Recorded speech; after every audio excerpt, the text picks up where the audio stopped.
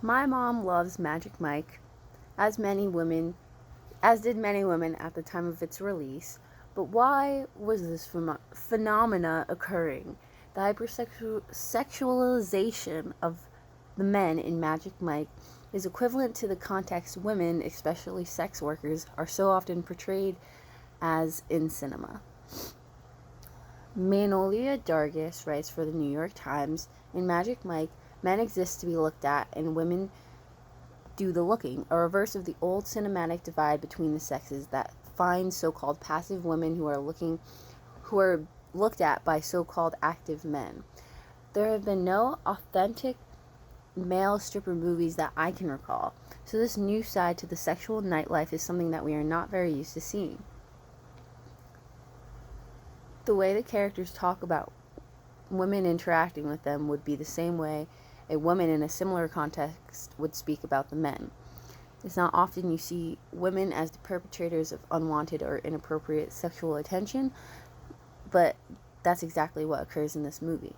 By flipping the stereotypical gender roles on its head, we are now seeing more sexual movies geared toward women audiences, like 50 Shades of Grey, which doesn't include the same type of traditional role switch and similarly didn't get the same critical or audience acclaim. Apart from the main sexual content of the movie also serves some drama and romance around this plot of strippers, giving them a depth not often afforded to those types of characters. Mike's ambition is to save up enough to build a custom furniture full time, but he has trouble securing the loan because of his occupation.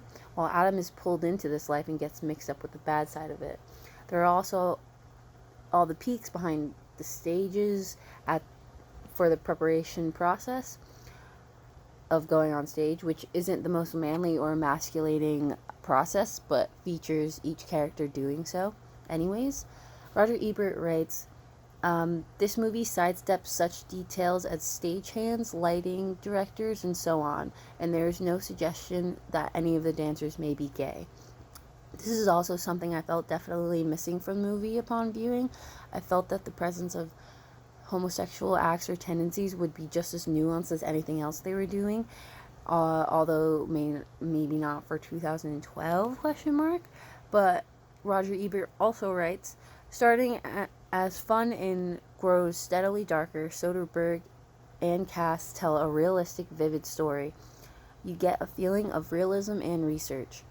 One of the things I really liked about this movie is its ability to feel organic and the furthest thing from forced possible.